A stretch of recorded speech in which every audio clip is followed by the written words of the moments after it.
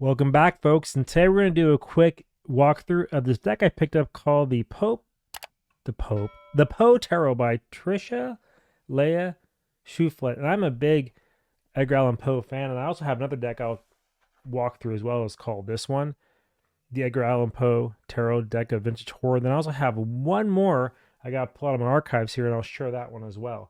So let's go ahead and kick this off and check out this deck. So it comes in this really nice box, and I don't remember what I paid for it because I bought it a long time ago. Never used it. I opened it up and thought to myself, interesting. How can I use this in readings? And I'm thinking that the more I look at it, it's more for writing, poetry, short story, horror story, whatever. But I think you can get some good vibes on that. Anyway, this is the box, really nicely made, and the price on it right there is $24.99. And I may have picked it up on Barnes and Noble. It's been a long time. I don't remember. You got, oh, that's nice, magnetic. You see that? Really cool. It has this little cardboard protector and a booklet. Another card, that's nice. And the booklet is actually very thick, right? It's actually kind of cool. And so it goes through here and shows you everything about the card, like insights, keywords, little segues into what the card is about, a quote, and so forth. It's really well done, right? The cup season is summer of love, right? Water is Pisces, Scorpio, and Cancer. It's nice they show you that. The time frame, the cups are usually month because it's a little bit slow moving. And then tells you what the cups denote and its emotions, intuitions, secrets, illusions, delusions, relationships, and of course, love. Now, do they have any spreads in this book? Let's check out. Now, if you've been following me for a while too, I'm starting to do a bunch of tutorial spreads from the books. So if you like that series I've been doing, drop me a comment down and say, yes, I like the tutorials, or do more spreads, and I'll do that. And the way it works is we just go through the book, let's find the spread, and we run with them and do a real reading based on whatever the spread in the booklet is. Now, is there any in here? Let's see. The majors. Okay. I'm not seeing any. Come on, give me some spreads in this book.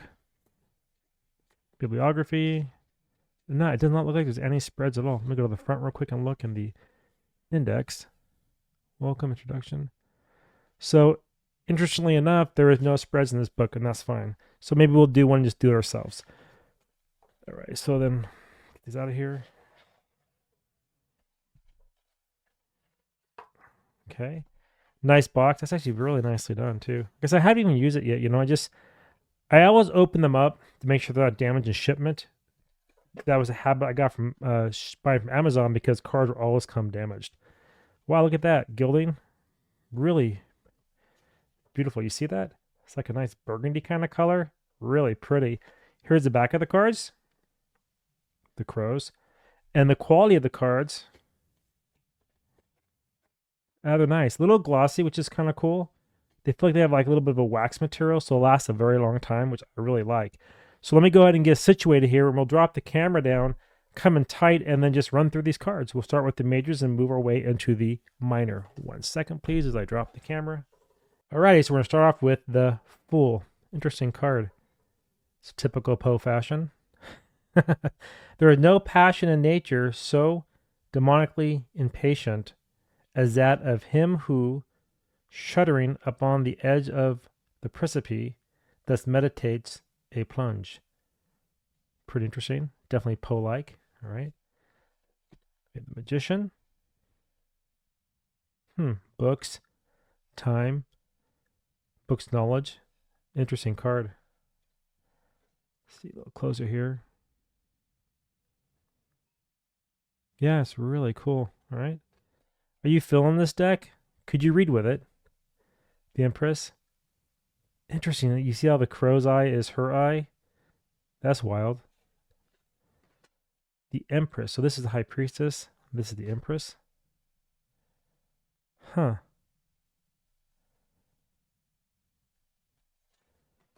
Emperor. That's a cool card. It shows him himself as the actual Emperor. The Hierophant. The cat. Lord help my poor soul. The Lovers. Reminds me like a Romeo and Juliet kind of play there going on. Nicely done. Chariot. Movement. That's interesting. The Balloon Hoax, huh? That's the Chariot. Interesting. As soon as the balloon quits the earth, It is subjected to the influence of many circumstances, tending to create a difference in its weight, augmenting or diminishing its ascending power. They're a little different, you know. I mean, I'm not really getting the typical rider weight vibe, but as the balloon goes up, you're freeing yourself from the earth into the atmosphere. So that could be victory to escape that which is below, to elevate oneself to a higher power. And the 7, the Chariot's all around assessment. So as you move higher up in the plane, you can see more, you can assess more, understand things better. That's how I'm reading that card. Right or wrong, I don't know, but that's my vibe on it. What's yours? Drop your vibe below for the Chariot. Let me know what you think. Strength. Huh. The Hermit. That's interesting. The ravens are very wise birds. And, the aged raven. That this is about? With the moon there, subconscious mind. What you believe melts into your mind, becomes your reality around. That's an interesting card too. The Wheel of Fortune. Justice. Okay. The Hanged one. That's definitely different. Death. Huh. I'm not getting the typical vibe on that one. I know death is transformation, but here it says the boundaries which divide life from death are at best shadow and vague. Oh, shadowy and vague. The boundaries which divide life and death are best shadow. Okay, so kind of the unknown between life and death. Who shall say where one ends and where the other begins? That's really up to you to decide that, if you accept the change. Temperance is balance. Okay. The Devil card. That's interesting. The Tower. The Star. That's interesting. The Moon. Anxiety. Weird. The Sun. Happiness, right? All your dreams come true. Judgment.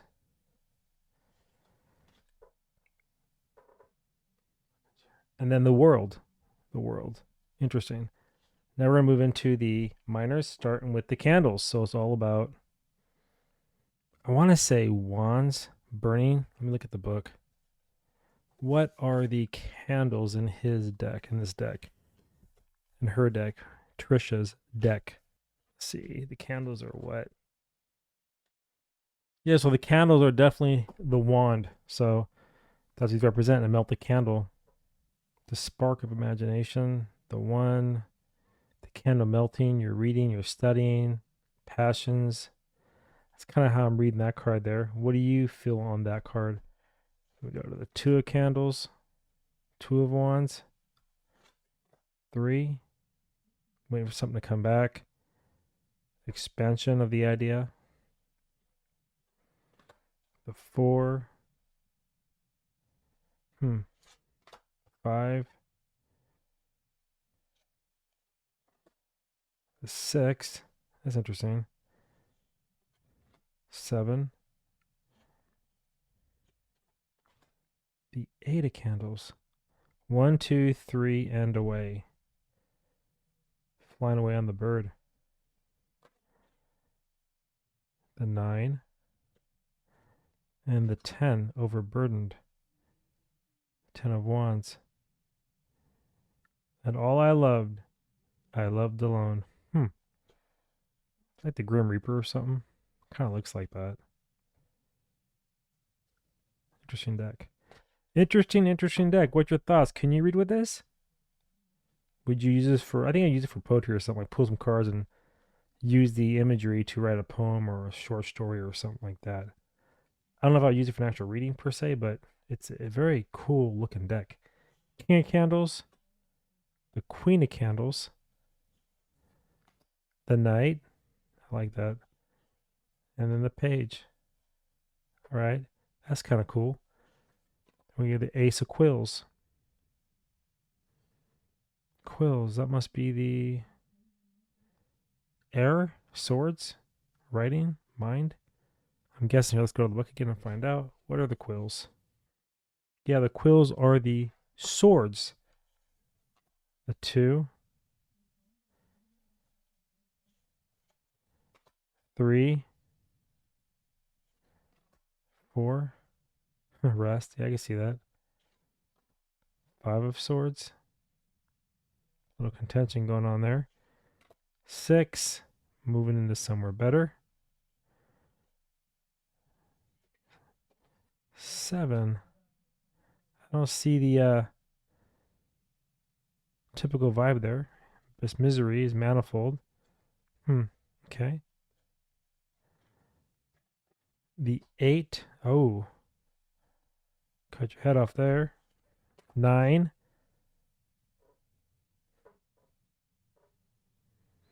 That's interesting. And the 10. So the 9,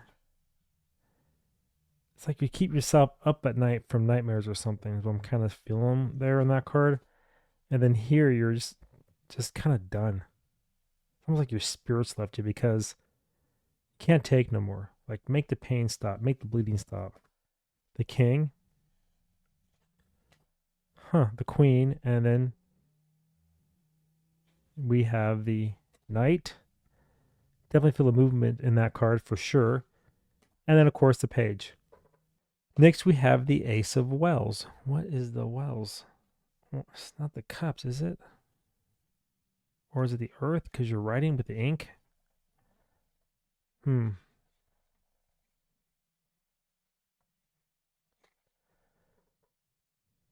Yeah, so the Wells are definitely the cup. Okay, so that's the cup. That's what holds the ink. That's what writes the story. Love letters, whatever, right? Okay, so we have that. The 2. That's cool. 3. 4, huh? Okay. 5. 6. 7. Decisions to be made. 8. 9 of Cups, huh? It was a voluptuous scene, that masquerade. Something hidden. But beautiful. The 10, happy. Same typical vibe. King. Queen. Knight. And then we have the Page. Imagination, right? Kind of mysterious, intuition. I pick up on that more like a storyteller. The Page of Cups, Page of Love, Page of Emotions, Page of even some heartache. That's an interesting card. I want to look at something more time. Go back to the 3, which is a heartbreak card, to kind of get an idea of what it looks like. Yeah. But the void within my heart refused, even thus to be filled. I long for the love which had before filled it to overflowing. Okay. And then we're going to go to the last, which is the Ace of Paws, which is the Earth, which is the Pentacles. So that's a cat paw print. The 2, bird or cat. I'm trying to think like it's really intuition, subconscious, or flight, air. I'm going to air Earth vibe on this card. Okay, the 3, working together. The 4, 5, 6, the 7 of Pentacles. 8. It's a very interesting deck. It definitely does not align with Rider Waite at all. So if you are thinking that's how you'd read it, I don't know, probably not. You're going to have to go to the book on this one. I mean, you can use your intuition, but I don't know, I'm just getting a really weird vibe with the deck. I really like it. It's just really different. So this is the 9. And the 10 of Pentacles. See the 9, right? It's like attained everything, and you have these paws around the tree.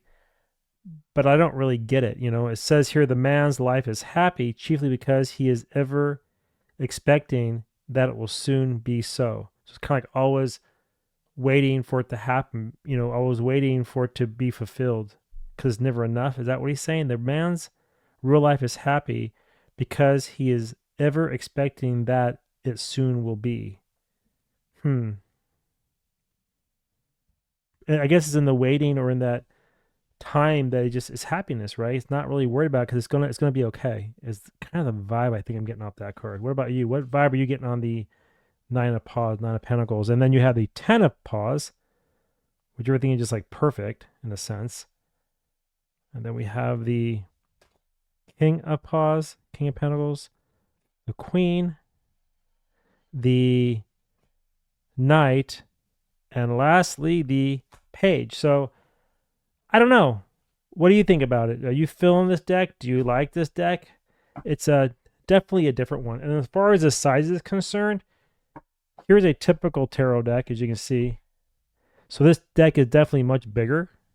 If I lay it one card to one card, as you can see, it's actually a larger deck than the typical Rider-Waite decks or the typical tarot decks. And as far as shuffling is concerned, let's see. Again, they got that glossy side, which I really like. So let's go this way. Yeah, they're stiff because they're brand new, so I'm not too sure how they're going to break in, but probably pretty nice. Yeah. Yeah, no, they're pretty good. They shuffle nice. They're clean. Quick, you know, slide nicely. But it looks like maybe the gilding may come off. You know, I hit it just a little bit, and I'm seeing a little bit of it coming off there on the edges, but still, it's a really pretty deck. As far as the overhand shuffle, yeah, it's feeling pretty good. Nothing wrong with that. And let's just, for the hell of it, pull one card. What reading do we got? The Ten of Paws. And we're going to go off it's saying, I'm not going to try to use intuition here, but it says that for the reading today is that it is a happiness to wonder.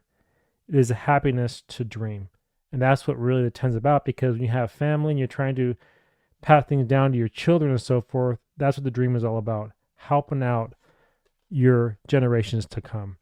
Anyway, if you enjoyed this quick little deck walkthrough, drop your comments below. Let me know what you thought about Poe. The Poe Tarot by Trisha Leigh Shufelt. I'm not sure if I pronounced that wrong, but anyway, that's the name.